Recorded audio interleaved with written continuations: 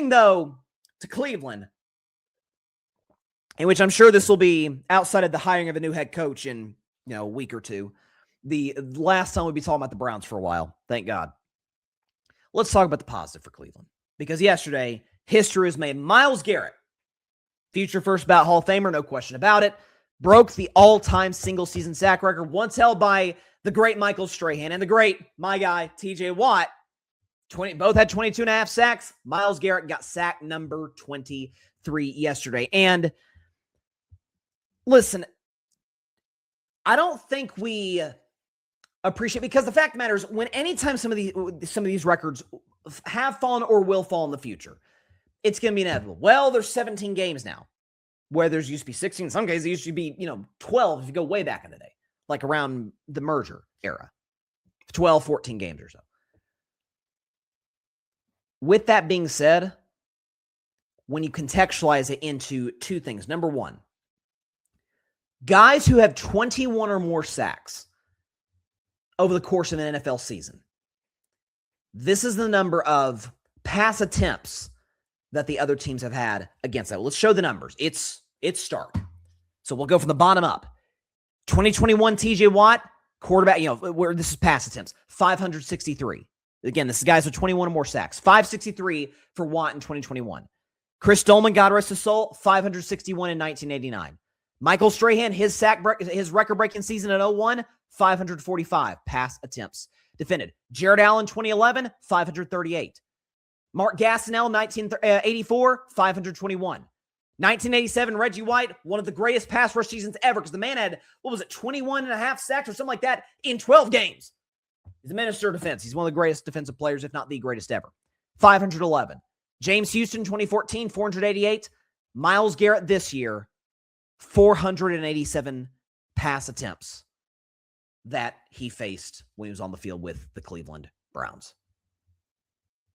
A large reason for that, and I guess that these two things kind of correlate, it would be impressive if Myles Garrett had 23 sacks and he played for the Philadelphia Eagles, or he played for the Seahawks, or, Pittsburgh, or the Broncos, like whoever, a winning playoff team. Him doing this on a 5-win Browns team that 9 times this season trailed by double digits in the fourth quarter. So essentially what we're saying is, in the second half of these games, in the fourth quarter of these games, teams got a double-digit lead, they're sitting on it. They're running the football.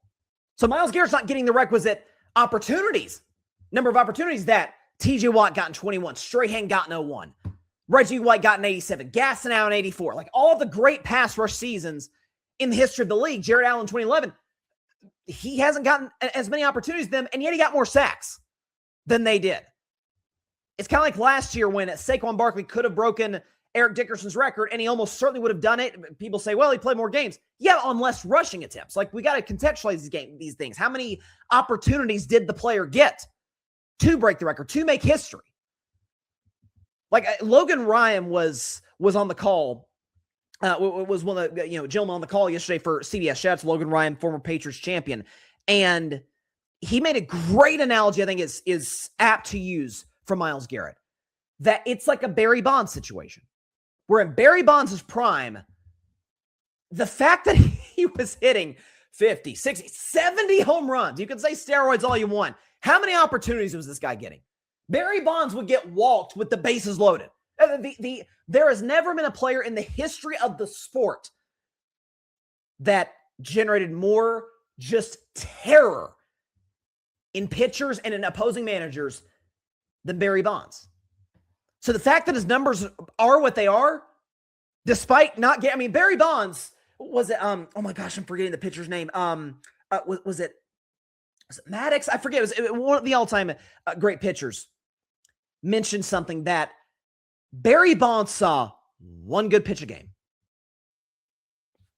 That's it. And he still put up the numbers that he did because he's arguably the greatest. I think he's certainly the greatest power hitter ever. That's a different conversation for a different day. The point is, when you're making history with less opportunity to make history than the others, your contemporaries at your position, like again, and it's funny that I'm using this comparison. I've said for years on the show that Myles Garrett, I'm not saying he's as good as this player, to be clear. He's the closest thing we've seen to this player. Myles Garrett's the modern day Reggie White. He absolutely is. Reggie White, if you watch his highlight tape, he would make grown men 320-pound linemen, or I guess it was a different time, 290, 300-pound linemen look like high schoolers. I mean, just maul them over. Like they were children. I mean, it was 1987, 12 games. I think it was 20. I'm pretty sure I'm getting this number right. 21 and a half sacks. Myles Garrett's season this year, not far off of that. Myles Garrett, you watch his highlight film. I'll never forget, there was a game a couple years ago against the Bengals where he had like he was like just screwing with the Cincinnati. We know how bad their offensive line has been. Fitting that he got the record against the Bengals. He's like doing an invisible, between the legs crossover with the basketball. He's just screwing around. Bull rush right at the gut, sacks Joe Burrow. Makes Pro Bowl tackles look pedestrian.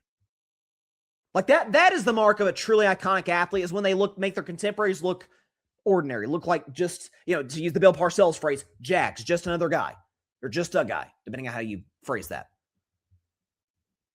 So congrats to Myles Garrett. This is, I'll be honest, even a Steelers fan who roots for TJ Watt for history's sake, I don't love that Cleveland Brown got it, but it was nice to see Myles Garrett make history. Good dude, consummate professional. I will say, and I did kind of rip him on the show during the offseason when initially he requested a trade, and then he ends up signing an extension. So it's like, oh, he used the trade request to get the extension.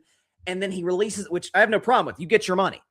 But then he and his agent released a statement. Myles Garrett's focused on winning championships. Like, brother, you ain't winning championships in Cleveland. I hate to break that to you. Hey, you can be the all-time single-season sack record, and your team wins 5 games because the quarterback plays atrocious and the O-line's bad and the organization's incompetent. We'll talk about that in just a moment. But shout out to Myles Garrett for making history yesterday afternoon with the Cleveland Browns. Thanks so much for watching the show on YouTube, and be sure to go click that big red subscribe button and check out the other clips and full shows from Carving It Up Live, as well as our other incredible content creators here on the Grid Network.